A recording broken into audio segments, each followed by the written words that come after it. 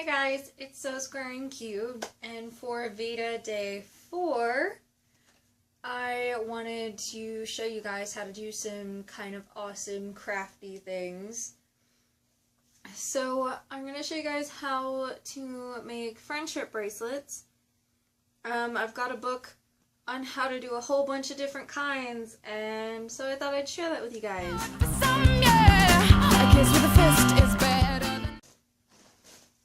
The kind of friendship bracelet that I'm going to show you guys how to make is going to look like a fishtail braid.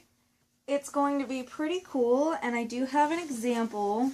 So that's pretty much going to be what this is going to look like. It's going to give you this really nice, pretty, like fishtail kind of braid.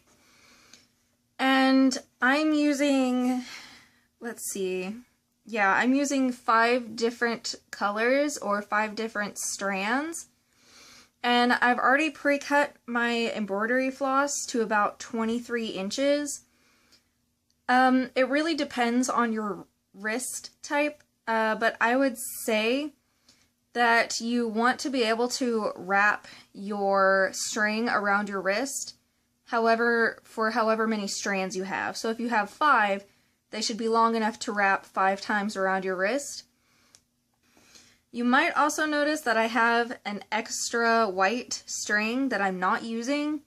This string is cut to the same length as the ones I'm going to be using.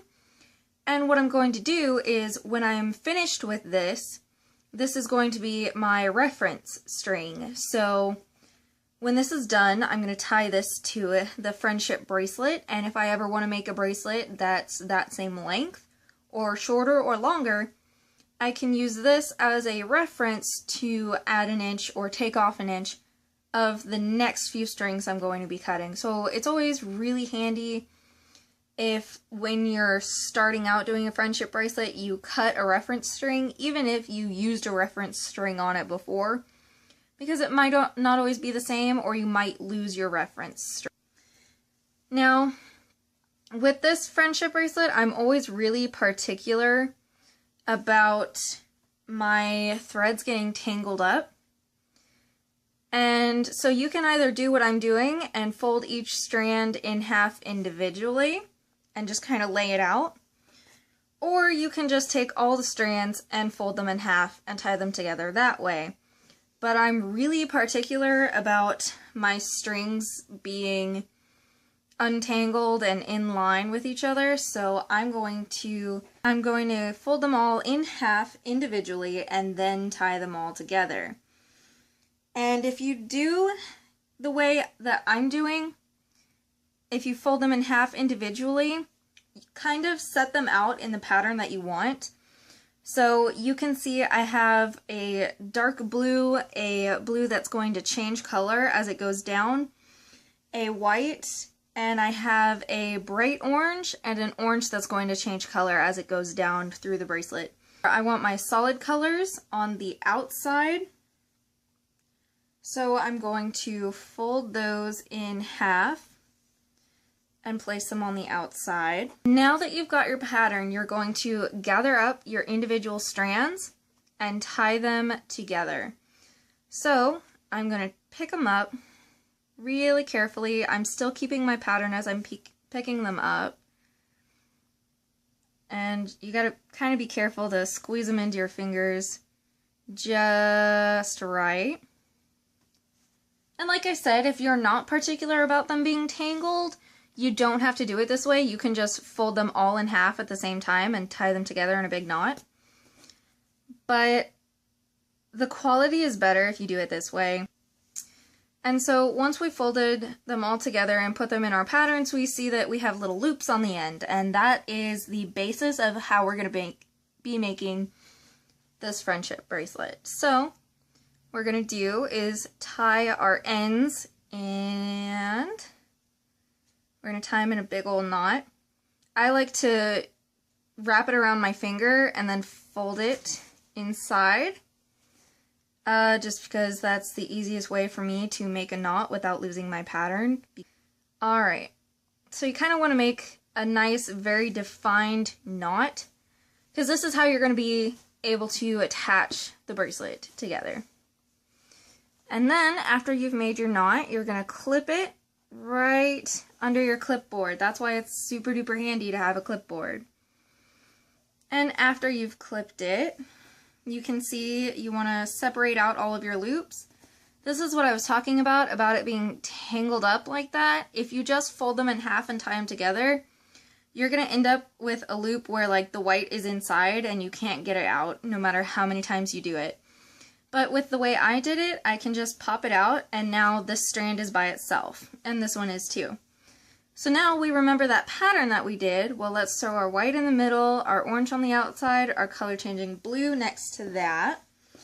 And over here, our pattern is going to go like that. What we're going to do is your first color that you're going to be using, mine is the solid orange. You want to kind of open it up and untwist it as much as you can. And you're going to wrap it around your index finger and hold it right there. The next color, you're going to do the same thing, but put it on your middle finger. No, I didn't mean to flip you off. I love you very much. And you want to just untangle it, untwist it, and pop it on that next finger. And you're going to keep going down the fingers on the inside. You want to end on this finger, and generally the pinkies are the weakest finger, so you don't really want to use them. So we're going to take our white, unfurl it, and pop it on our next finger. And you kind of want to hold them on these first joints of your fingers right there. It's just easier to hold them and they don't get very, they don't fall away or anything. Now that you have 3 on this hand with these other 2, you're going to use this finger and this finger. So we're going to do just like we did, but kind of in reverse. So that one's already like untwisted and everything, and we're going to hold this one on our index finger and pull it tight. Pull it tight unless you want your braid to look really loose. Alright, so now we're going to hold this next string on our middle finger of our other hand. So now you should have 3 strings on one hand and 2 on the other.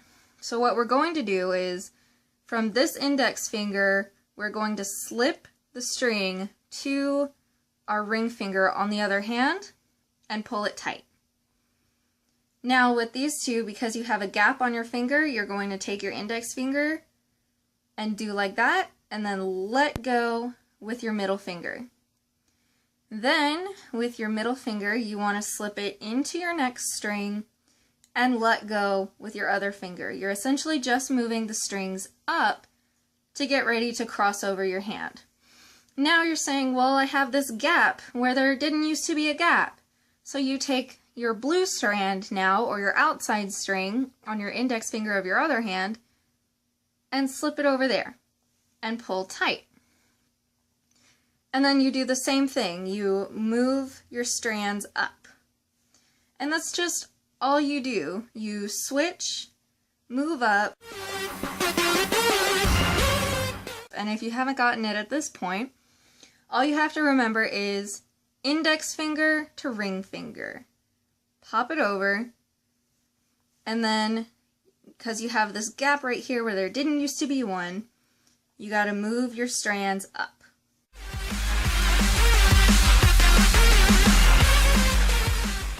So when you get to the point where it's just god-awful and super hard to move your fingers easily throughout the loops, you want to take the next loop that you would switch over and bring all the other loops through it. And there's really no method, there's no right way to do this. As long as you gather up all your loops, you'll be fine. So now I'm going to go ahead and unclip it. And if you just leave it like this, it's going to come undone. So what we do is we tie a knot again, and you kind of want it to end up just at the base of your loop, because you don't want to lose a whole lot of your really pretty friendship bracelet that you made. So we're just going to get it to the base and pull it super duper tight. And honestly, I've never had one of these come loose on me. If you're super worried about it coming undone, Mod Podge. Mod Podge always works. I mean, I can't literally think of a thing Mod Podge wouldn't work for to keep it from unfurling. But now you may be saying, how in the hell am I going to put this on? All you do is just pop it on your wrist just like that, fold over your little knot, fold over your loop, grab your knot, pull it tight, and I like to come back around and tuck it under. And if you want the knot on the bottom, really all you gotta do is just like turn it, and then you get this kind of like cool stripe thingy going across your wrist, and it looks really cool. But anyway, that's how you make the fishtail braided friendship bracelet. Oh, it looks really good. I like the pattern that I chose, and it's just really easy. So there is your finished product with your reference string. Now go give it to someone you love, or you're just really good friends with, or just a stranger. There's really no like rule about who you can give a friendship bracelet to. You can just give them out. So I hope you guys enjoyed. I hope you guys make a whole ton of these. And if you do make one, make like a little short video, put it on your wrist and be like, hey, I made that. Because I always like being able to successfully teach someone how to do something. If you've made one, or if you have suggestions for different kinds of bracelets to make. Because I only know how to do like 8 different kinds. And I would always love to learn how to do some more. So let me know. Anyways, love you guys. Stay cool. Stay cubed. I'm so square and cubed. And I love you. And I gotta go. So toodles. Bye. Mwah.